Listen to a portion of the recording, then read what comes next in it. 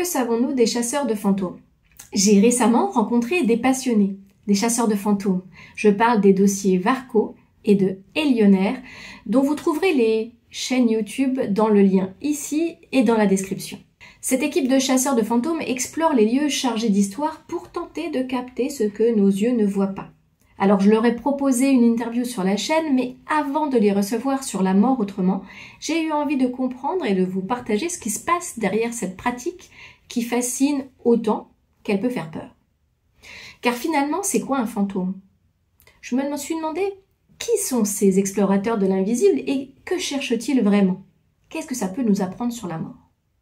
Aujourd'hui, on va plonger ensemble dans le monde mystérieux des chasseurs de fantômes et on commence tout de suite. Alors, c'est quoi un fantôme? Depuis toujours, l'humanité croit à la survivance de quelque chose après la mort. Le mot fantôme vient du grec phantasma, qui signifie apparition ou image. Alors, selon les cultures, on parle d'âme errante, d'esprit, d'ombre, d'énergie ou encore de mémoire. Dans la tradition occidentale, un fantôme serait l'empreinte d'une conscience qui n'a pas trouvé le repos. On dit parfois que ces âmes restent attachées à un lieu ou à une personne après une mort brutale, un drame, ou simplement par amour et attachement.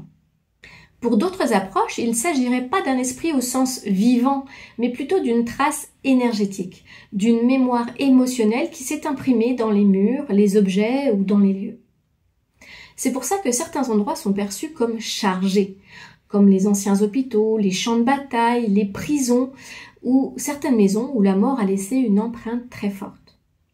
Certains endroits sont devenus célèbres pour ces phénomènes inexpliqués. En France, l'un des plus connus est sans doute le château de Fougeray, dans la Vienne. C'est un lieu médiéval où les propriétaires vivent régulièrement des manifestations étranges. Des bruits de voix, des bruits de pas, des objets déplacés, une sensation de présence. Alors le château attire depuis des années des équipes de chercheurs de fantômes, des médiums, qui viennent pour comprendre ces phénomènes. On peut parler aussi du château de Vos, dans l'Allier, où une apparition nommée Lucie aurait été filmée dans les années 80. Et puis, il y a les lieux comme les cimetières. Je vous en ai déjà parlé dans l'épisode que vous trouverez ici.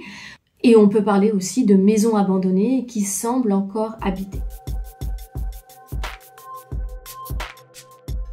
Alors, comment travaillent les chasseurs de fantômes?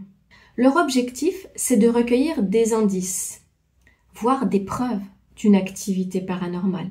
Mais contrairement à l'image qu'on s'en fait, ce ne sont pas juste des cris dans le noir ou des caméras qui bougent toutes seules. Les vrais chasseurs de fantômes ont une approche plus structurée. Ils se documentent sur le lieu, ils recueillent des témoignages, ils posent des questions sur l'histoire du lieu et enfin installent leur matériel. Parmi les outils qu'ils utilisent le plus souvent, on trouve des caméras infrarouges, des détecteurs électromagnétiques, des enregistreurs audio, des spirit box qui captent des sons ou des voix, et on trouve encore des thermomètres infrarouges pour repérer des variations de température. Ils mènent ensuite leur enquête dans le calme, souvent de nuit, en essayant d'observer mais jamais en influençant. Certains cherchent un contact direct, ils cherchent à se faire peur et à donner du frisson à leur audience, alors que d'autres préfèrent une posture plus neutre, plus scientifique. Et c'est cette posture que j'aime dans l'approche des dossiers de Varco et de Élionnaire. Ils ne cherchent pas à prouver à tout prix, mais à expérimenter, à découvrir. Leur démarche est curieuse, pragmatique, rationnelle et très loin du sensationnalisme qu'on peut parfois voir ailleurs.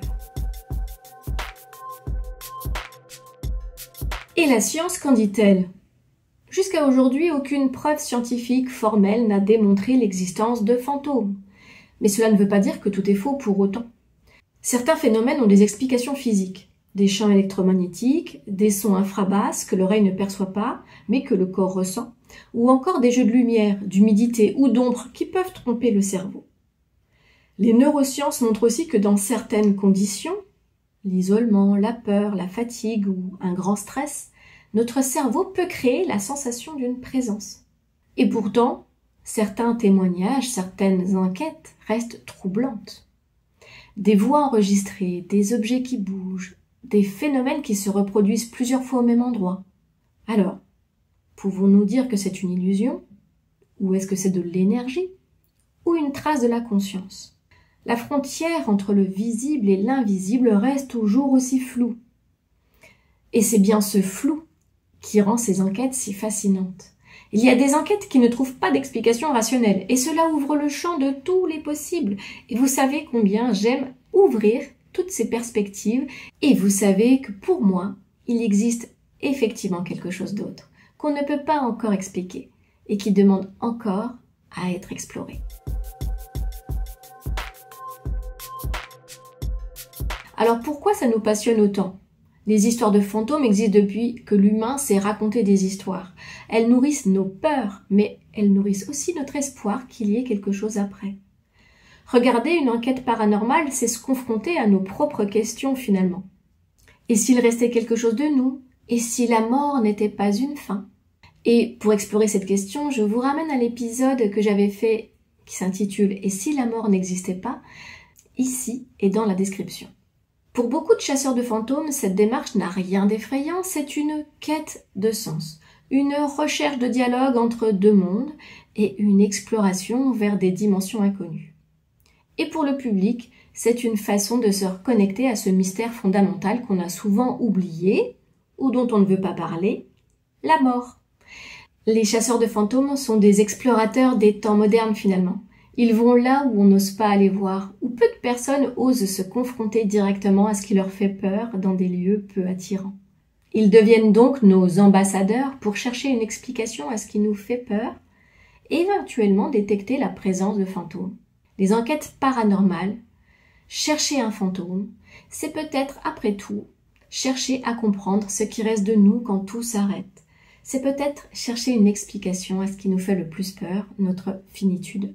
Aujourd'hui, toutes les études scientifiques, les témoignages, les enquêtes de terrain convergent vers cette nouvelle vision, vers cette autre façon de voir la mort. Que les fantômes existent ou non, ces enquêtes ouvrent une porte sur quelque chose de bien plus grand. Elles nous rappellent que la mort n'est pas forcément une fin, mais peut-être un passage, une présence subtile qu'on ne comprend pas encore. Et finalement, peut-être que le plus important, c'est pas la preuve, mais la connexion que chacun ressent face à l'invisible. Alors vous, avez-vous déjà suivi des enquêtes paranormales? Avez-vous déjà vu des chasseurs de fantômes? D'ailleurs, croyez-vous aux fantômes? Avez-vous déjà vécu une expérience étrange? Je vous invite à me raconter vos histoires dans les commentaires. Et je vous invite également à vous abonner pour ne pas manquer la prochaine vidéo avec nos chasseurs de fantômes. On parlera de leurs expériences les plus fortes, de ce qu'ils ont ressenti sur le terrain et de leur rapport personnel à la mort. Alors j'ai très hâte de vous partager cet échange et ce nouvel épisode sur la mort autrement. À bientôt!